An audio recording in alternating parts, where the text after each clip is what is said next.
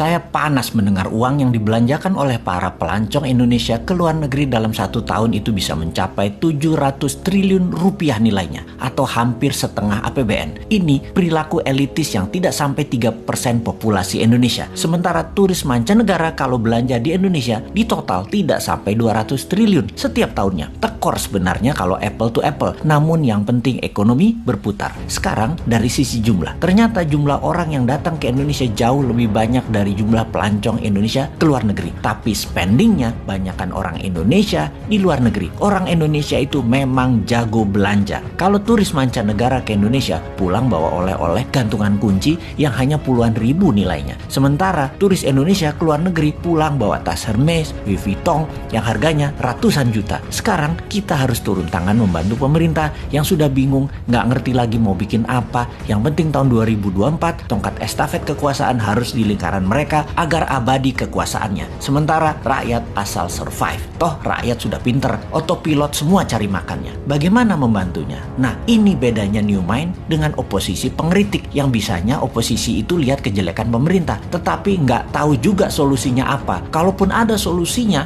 hanya normatif. Kita lompat sebentar keluar topik, nanti balik lagi memutar ekonomi wisata agar tidak keluar negeri. Saat ini di media-media juga orang-orang di tempat tongkrongan membicarakan 2024 siapa presiden dan wapresnya Indonesia. Maka banyak nama digadang-gadang. Nama-nama itu modalnya gampang. Bayar aja lembaga survei untuk memasukkan nama mereka, walaupun mereka hanya 1 di antara 10 orang. Pokoknya masuk aja nama mereka dulu. Lalu mulai dibangun citra mereka masing-masing. Yang hebatnya, siapapun mereka itu, tanya satu hal. Konsep bernegaranya apa ketika nanti mereka memimpin negara? Maka jawaban mereka pasti normatif, pasti umum-umum saja, seperti stop impor, stop hutang, pro UKM, dan lain sebagainya. Dan faktanya nanti ketika menjabat, semuanya tidak bisa dijalankan karena tidak tahu bagaimana caranya. Mereka semua itu hanya manuver politik dan di otaknya hanya bagaimana menjadi populer dan bagaimana menang mendapatkan kursi di 2024. Mek ngono tok. Hebatnya adalah narasinya bisa membuat rakyat percaya. Oh ya, ini bukan promosi Bosman yang ternyata sudah lengkap cara dan strategi bernegaranya. Bukan loh ya. Bosman bukan mau jadi presiden. Bosman mau jadi lord. Wes, jelas yo. Ini semua buat nyindirin positif. Kita nyindir incumbent, nyindir yang cari popularitas di tahun 2024 dan nyindir oposisi supaya semua punya konsep bernegara. Misalnya mereka mengatakan akan menghukum mati koruptor. Itu Bosman sudah usulkan. Cari lain lagi. Pajak diturunkan.